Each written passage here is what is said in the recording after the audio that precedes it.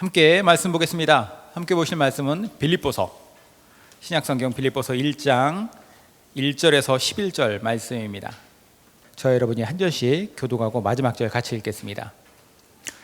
그리스도 예수의 종인 바울과 디모데가 그리스도 예수 안에서 빌립보에 살고 있는 모든 성도들과 감독들과 집사들에게 이 편지를 씁니다. 하나님 우리 아버지와 주 예수 그리스도께서 내려주시는 은혜와 평화가 여러분에게 있기를 빕니다. 나는 여러분을 생각할 때마다 나의 하나님께 감사를 드립니다. 내가 기도할 때마다 여러분 모두를 위하여 늘 기쁜 마음으로 간구합니다. 여러분이 첫날부터 지금까지 복음을 전하는 일에 동참하고 있기 때문입니다. 선한 일을 여러분 가운데서 시작하신 분께서 그리스도 예수의 날까지 그 일을 완성하시리라고 나는 확신합니다. 내가 여러분 모두를 이렇게 생각하는 것은 나로서는 당연한 일입니다. 내가 여러분을 내 마음에 간직하고 있기 때문입니다. 여러분 모두는 내가 갇혀 있을 때나 복음을 변호하고 입증할 때 내가 받은 은혜에 동참한 사람들입니다.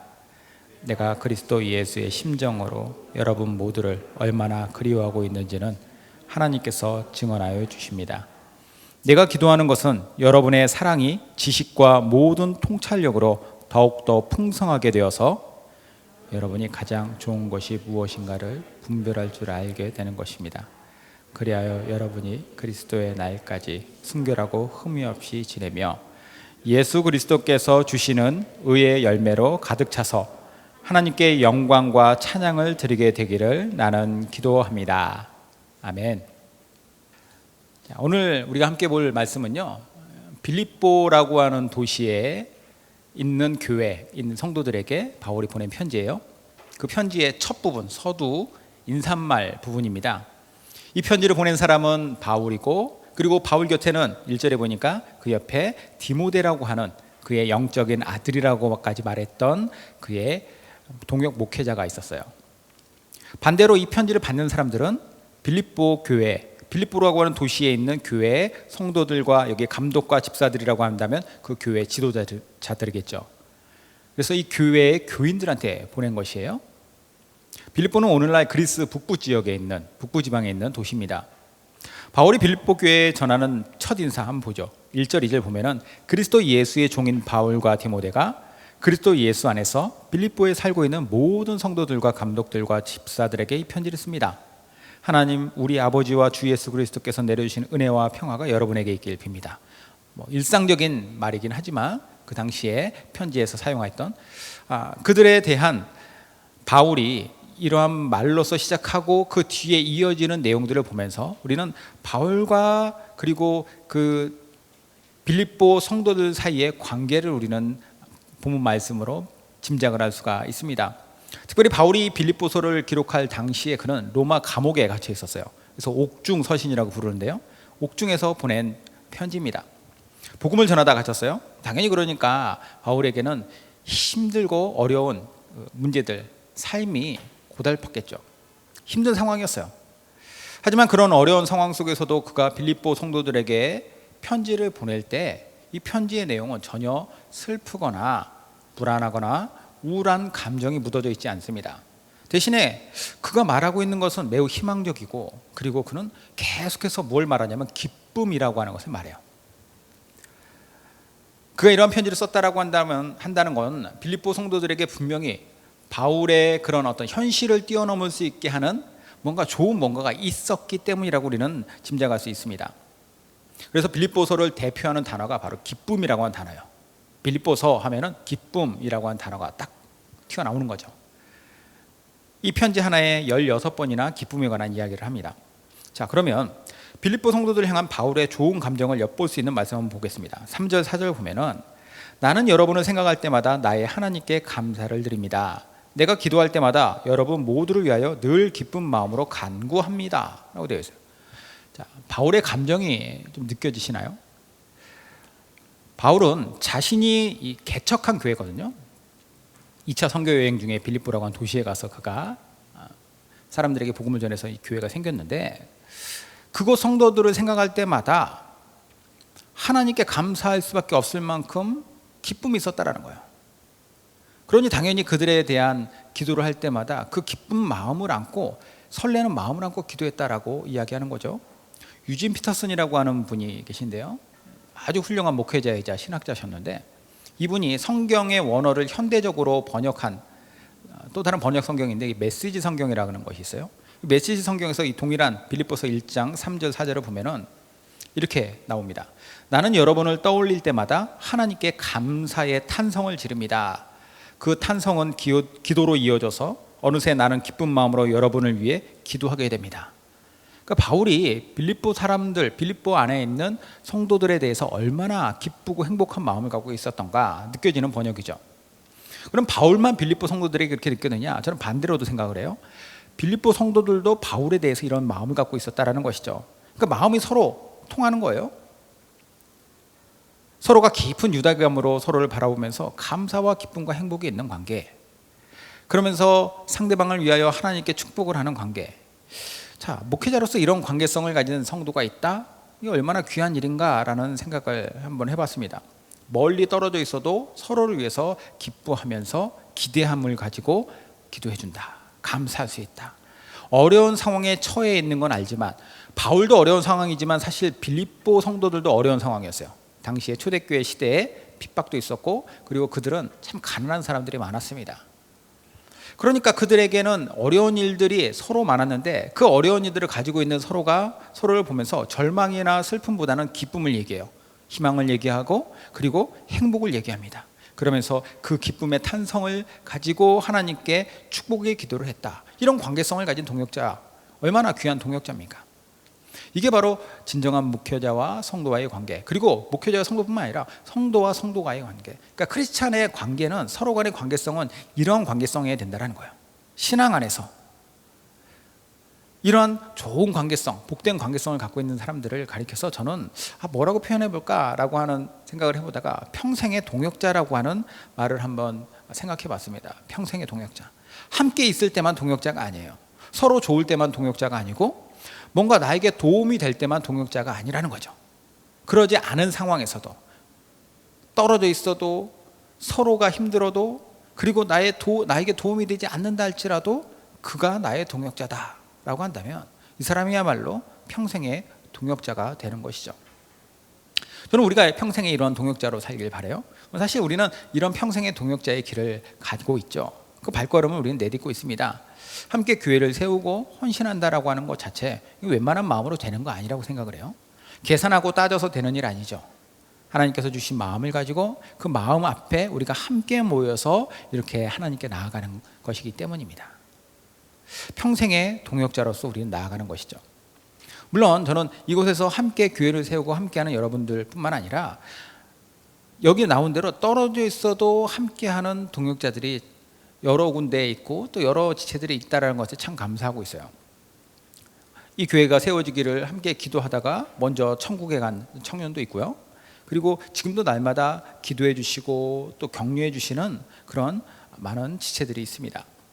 청년들도 있고 또 성도님들도 계시고, 이런 분들 생각할 때마다 제가 참 행복한 목사인 동시에 행복한 크리스찬이라고 생각을 해요. 왜냐? 일평생 이런 동역자 한 명 만나보지 못하고 그냥 가시는 분들도 있는데, 우리는 그렇지 않다라는 거예요. 그저 교회를 겉돌다가 가는 것이 아니라 평생의 동역자를 만나 그 평생의 동역자의 관계성 속에서 하나님께 주시는 축복을 경험한다. 이것은 정말 믿음의 축복이라고 생각합니다. 이런 축복을 저와 여러분이 노리는 것이고, 앞으로 우리는 이것을 더 많이 키워가길 바란다라는 것이에요. 그런 면에서 이 시간 평생의 동역자들이 서로에게 어떤 역할을 해주면 좋을까, 어떠한 모습으로 어떠한 삶을 살면 좋을까, 이런 생각을 한번 이 바울의 편지를 통해서 조금 더 깊이 알아봤으면 합니다. 평생의 동역자들은 서로를 위해서 뭘 하며 살아야 되는가? 자, 첫 번째, 평생의 동역자들은요, 서로를 위해서 항상 중보기도를 해야 돼요. 중보기도. 4절에서 6절 보겠습니다. 내가 기도할 때마다 여러분 모두를 위하여 늘 기쁜 마음으로 간구합니다. 여러분이 첫날부터 지금까지 복음을 전하는 일에 동참하고 있기 때문입니다. 선한 일을 여러분 가운데서 시작하신 분께서 그리스도 예수의 날까지 그 일을 완성하시리라고 나는 확신합니다. 자, 중보기도라고 하는 말 무슨 뜻입니까? 중보기도, 자기 자신을 위한 기도가 아니라 누군가 남을 위한 기도라고 하는 게 중보기도예요. 그러니까 중간에서 위하여서 기도하는 거죠. 하나님 앞에 저 사람을 위하여서 내가 기도합니다. 이게 중보기도예요. 사람들은 보통 평소에 자기가 어떤 자기 관련된 상황이라던가 자기 뭐 가족 가까운 사람들 이 바운더리를 벗어난 기도는 잘 하지 않습니다. 왜냐하면 내 기도하기 바쁜데, 혹은 내가 생각나더라도 사실 내 문제가 먼저 생각이 나는 거지 다른 사람의 문제가 먼저 생각나지는 않거든요. 그런데 평생의 동역자들은 잊지 않고 서로를 위해서 중보기도를 하는 사람들이라는 거예요. 너무나 당연한 일이기 때문입니다. 그런데 중보기도를 한다라고 했을 때 그럼 그 내용에 대해서도 바울은 오늘 언급하고 있습니다. 동역자의 뭐 건강이라든가 하는 일이라든가 아니면 당장 처한 어려움이라든가 이런 것들 놓고 기도하는 거 당연히 맞겠죠. 그런데 그걸로만 끝나지 않는다는 거예요. 이건 어떻게 보면 눈에 보이는 표면적인 거거든요. 이 표면적인 중보기도를 저는 1단계 중보기도라고 생각을 하고, 여기서 조금 더 깊이 파고 들어가서 더 들어가는 그 다음 단계의 중보기도를 해야 한다라고 바울이 이야기한다고 생각해요. 더 깊은 단계의 중보기도는 무엇이냐? 자, 바울이 어떻게 기도를 하냐면 빌립보 성도들을 위해서 첫날부터 복음을 전하는 일에 동참한 그들의 선한 그 열정이 예수님이 오시는 그날까지 지속되길 원합니다. 이렇게 기도를 해요. 자, 다른 말로 하면은 그들의 신앙이 계속 잘 유지되길 바라요. 그들이 가지고 있는 열정이 식지 않길 바라요. 그들이 하고 있는 하나님 앞에서의 헌신이 쭉 이어지길 바란다라고 하는 그런 기도인 거죠. 사실 바울은 빌립보라고 하는 도시에 가서 전도하고 교회도 세웠지만 빌립보에 그렇게 오래 있지 않았습니다. 학자들에 따라서는 뭐 짧으면 몇 주, 길어도 석 달. 그러니까 그렇게 오래 있지 않고 바울은 다른 도시로 떠납니다. 그렇게 짧은 기간 동안에 교제했던 그들이 교회가 세워지고 그 안에서 신앙생활을 잘하고 있다는 소식을 바울이 들었을 때 얼마나 기쁘겠어요? 성도들의 그 뜨거운 마음, 그 신앙의 열정, 계속해서 소식을 듣고 있는 거예요, 바울은. 그러면서 그런 열정과 헌신에 대해서 감사하면서 이게 식지 않길 바란다는 것이죠. 바울은 멀리서도 그들의 건강한 신앙을 위하여서 기도합니다. 그 건강한 신앙이 계속해서 유지되고 식어지지 않는 것, 이것을 위하여서 기도하는 것이 바로 우리가 평생의 동역자로서 서로를 위해 기도해야 될 아주 중요한 기도의 내용이라고 생각해요. 이건 뭐 바울이 단순히 목회자라서 성도가 줄어들까 봐 염려돼서 했던 기도가 아니에요. 저 사람들 신앙이 약해지면 어떡하지? 단순히 그게 아니라 그들의 신앙을 위한 기도가 하나님 앞에서 동역자로서 해야 할 기도라는 것이에요. 왜냐하면 동역자라고 하는 것은 하나님 앞에서의 동역자잖아요. 그러니까 동역자는 서로를 바라보는 것으로 끝나는 것이 아니라 하나님을 바라보면서 함께 가는 것이기 때문이에요. 이 개념 안에 있는 동역자. 그러므로 우리가 동역자를 위해서 기도할 때에도 하나님, 이러이러한 문제가 저 사람에게 처해 있습니다. 이 문제를 하나님께서 도와주십시오. 당연히 기도해야죠. 근데 더 나아가 저 지체의 믿음과 그의 열정과 그의 헌신이 식어지지 않게 해주십시오. 이게 나만을 위해서가 아니라 저 사람만을 위해서가 아니라 하나님의 영광 안에서 모든 것이 합력하여 선을 이루는 것이죠. 우리가 평생의 동역자로서 이렇게 서로 중보기도 하며 나아간다면 하나님께서는 이 기도 사실 하나님이 기뻐하시지 않으실 이유가 없죠. 아주 기뻐하실 기도예요. 자, 두 번째 평생의 동역자가 서로 해야 될 것은 무엇이냐? 즐거움뿐만 아니라 어렵거나 힘든 일도 함께 나누는 거다라고 본문은 이야기합니다. 7절에 보면은 내가 여러분 모두를 이렇게 생각하는 것은 나로서는 당연한 일입니다. 내가 여러분을 내 마음에 간직하고 있기 때문입니다. 여러분 모두는 내가 갇혀 있을 때나 복음을 변호하고 입증할 때 내가 받은 은혜에 동참한 사람들입니다 라고 말을 하고 있죠. 동역자는 즐겁고 좋은 일 함께 하죠. 그런데 거기에서 끝나는 것이 아니라 어렵고 힘든 것도 함께 나누는 거예요. 로마서에 보면은 12장 15절에 즐거워하는 자들로 함께 즐거워하고 우는 자들로 함께 울라. 자, 오늘날 왜 수많은 신앙의 공동체가 힘이 약해지고 심지어 분열되고 아픔을 어떤 찢어지는 아픔까지 겪느냐? 뭐 여러 이유가 있겠지만 그것의 동역자들이 좋을 때는 좋지만 좋지 않을 때 서로 힘이 되어주지 못하기 때문은 아닌가라는 생각을 해봅니다. 실제로 사람들은 어려운 일을 겪으면서 서로 더 끈끈해지기도 하지만 반대로 어려운 일을 겪을 때 관계가 무너지기도 해요. 뭐 의도적으로 나에게 어려운 나를 모른 척하거나 어려운 나에 대해서 저 사람이 오히려 더 안 좋은 말을 한다던가 공감해주지 않으려고 한다던가 일부러 그러려고 하지 않다 할지라도 진정한 공감이나 또 진정한 위로가 아니라면 그게 느껴지는 거예요. 게다가 진심은 있다 할지라도 방식이 잘못돼도 문제가 돼요. 방식이. 그런 거 있잖아요. 어설픈 위로가 오히려 상처에 소금 붓는 거, 이런 거예요. 너무 힘들어서 기도할 힘조차 없는 나에게 위로해 준다고 이렇게 얘기해요. 나도 다 알아. 나도 겪어봤어. 기도해야 돼. 정답이라 할지라도 그렇게 말하는 것은 오히려 그것은 상처만 주게 만드는 말이라는 거죠. 개인적으로 캐롤 메이올이라고 하는 분이 덕이 되는 말, 해가 되는 말이라고 하는 책에 이런 예화를 썼는데 이걸 참 좋아요. 어느 날 어떤 남자가 자기의 7살짜리 아들이 이웃집에서 힘없이 돌아오는 모습을 보았습니다. 그 집은 며칠 전에 그 아들의 유치원 친구가 죽은 슬픔을 당한 집이었습니다. 슬픈 얼굴을 하고 돌아오는 아들을 보면서 아버지는 그의 집에 왜 갔었냐고 질문했습니다. 그러자 이 7살짜리 아이는 친구의 집에 가서 슬픔을 당한 친구의 어머니를 위로해 드리고 오는 길이라고 대답을 했습니다. 기특하기도 하고 황당하기도 했던 아버지는 아들에게 물어봤습니다. 네가 가서 그 어머니를 어떻게 위로해 드렸니? 그러자 아들은 이렇게 대답했습니다. 그냥 친구 엄마 무릎에 엎드려 한참을 같이 울다 돌아왔지 뭐. 자, 이 이야기가 무슨 느낌인지 아시겠습니까? 어려운 상황에 있는 동역자를 위해서 우리가 가져야 할 태도가 뭔지를 보여주는 거예요. 그 마음에 진심으로 위로하고 이해해 주려고 하는 마음이 있다면, 그러면 내가 그 사람에게 가장 필요한 것이 무엇인지를 더 찾기 위해서 혹은 본능적으로 거기에 내가 반응하게 된다는 것이죠.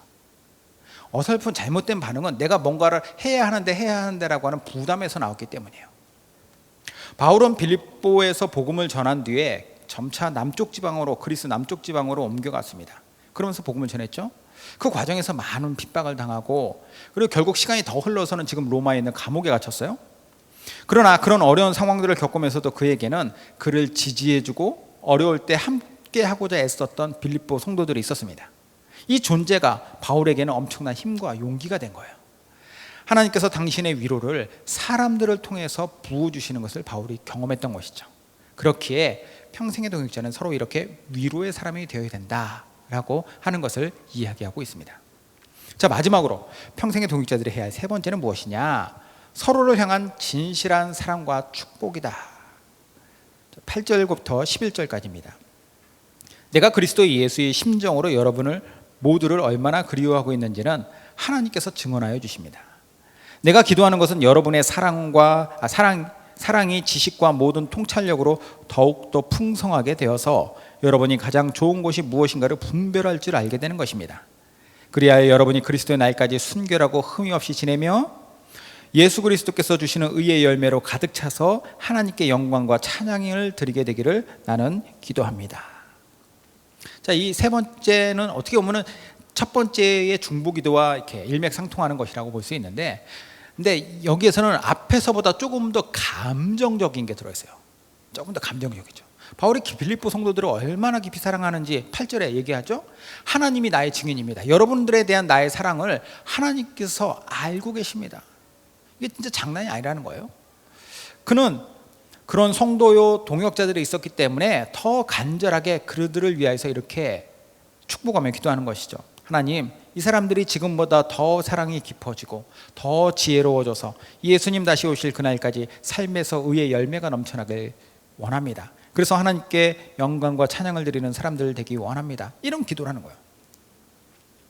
근데 바울만 이렇게 기도했을까요? 반대로 뒤집어서 한번 생각해 볼까요? 바울을 향해서 그 성도들은 이렇게 기도했을 겁니다. 하나님, 바울이 사랑과 지혜가 더 깊어지고 예수님 다시 오실 그날까지 삶에서 의의 열매가 넘쳐나길 원합니다. 그가 행하는 모든 사역들이 하나님께 영광과 찬양이 되길 원합니다. 바울은 그러한 열매를 맺고 그러한 결과물을 본 사람이에요. 로마 감옥에서 나중에 이제 순교당했다고 전해지는데 죽을 때까지 그렇게 살았던 것이죠. 기도의 응답이에요. 바울에게 있어서 그런 삶은 주변에서 수많은 사람들이 기도했고 그런 동역자들이 있었기 때문이라는 것이죠. 그럼 바울이 기도했던 빌립보 성도들, 그 성도들에 대해서도 한번 생각해 보죠. 바울은 일단 그렇게 살았는데 빌립보 성도들은 어땠는가? 아까도 잠깐 말씀드렸지만 빌립보 성도들은요, 이렇게 삶이 평탄하지 않았습니다. 그들도 참 어려움이 많았어요. 핍박도 있었고, 그리고 무엇보다 그들은 가난의 문제 가운데 많은 사람들이 노출되어 있었습니다. 그런 그들이 어떻게 했었던가, 어떤 삶을 살았던가, 고린도 후서에 바울이 빌립보 성도들에 관한 이야기를 하고 있는 내용이 나오는데, 고린도후서 8장 1절에서 5절을 새성경, 제가 오늘 본문 새성경이니까 새성경을 한번 읽어보겠습니다. 형제자매 여러분, 이제 고린도 교회에 보낸 편지예요. 우리는 하나님께서 마케도니아 여러 교회에 베풀어 주신 은혜를 여러분에게 알리려고 합니다. 자, 마케도니아 여러 교회 중에 하나가, 대표적인 교회가 이제 빌립보 교회죠. 그들은 큰 환난의 시련을 겪으면서도 기쁨이 넘치고 극심한 가난에 쪼들리면서도 넉넉한 마음으로 남에게 베풀었습니다. 내가 증언합니다. 그들은 힘이 닿는 대로 구제하였을 뿐 아니라 오히려 힘에 지나도록 자원해서 하였습니다.